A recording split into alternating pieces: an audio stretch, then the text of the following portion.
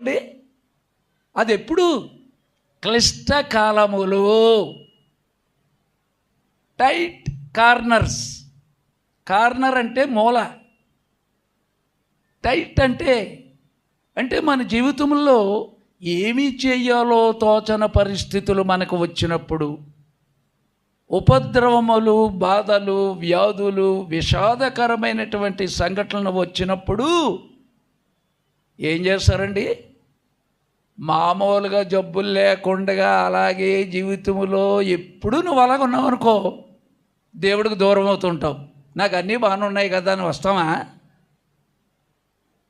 అలా కొంతమంది దేవుడి మాట వినకుండా నామకార్థంగా క్రైస్తవులుగా ఉండి దేవుని మందిరమును పాడు చేసే విధముగా, దేవుని మందిరం పాడు చేయడం అంటే దైవజనులు చెప్పారు, ఇప్పుడు మన దేహమే దేవుని ఆలయం.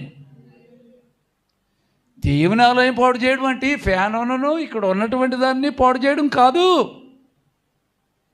నీ దేహము దేవునికి ఆలయము. దాని మీద నిజంగా చూసారా ఏ విధంగా మనము దేవుడి దగ్గరికి వెళ్తాం? ఒక్కొక్కసారి ఆసుపత్రిలో మన పడక మీద ఉన్నప్పుడు, ఇప్పుడు ఇలాగ ఉన్నప్పుడు ఇలా చూసుకుంటున్నాం, మన ఎదురుగుండా అందరినీ చూస్తున్నాం, ప్రతి వస్తువు చూస్తున్నాం. ఆసుపత్రిలో ఉన్నప్పుడు ఎలా చూస్తాం?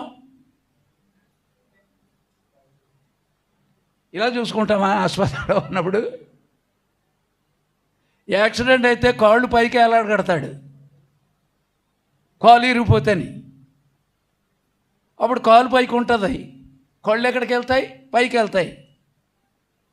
అప్పుడు దైవజనులారా, ఏమండి బోధకరంటారు, అయ్యి బాబు ఏమండో ప్రార్థన చేయండి బాబు, నేను బయటకు వచ్చిన తర్వాత దేవుడికి ఇంకెప్పుడు అలాంటి పనులు చేయనండి, నా గురించి ప్రార్థన చేయండి. మరి క్షేమకాలములో నీతో మాట్లాడి తిని కానీ నా మాట విననని నీ వంటివి అని ఇర్మియా ప్రవక్త ద్వారా దేవుడు మాట్లాడుచున్నాడు. ఏ కాలములో?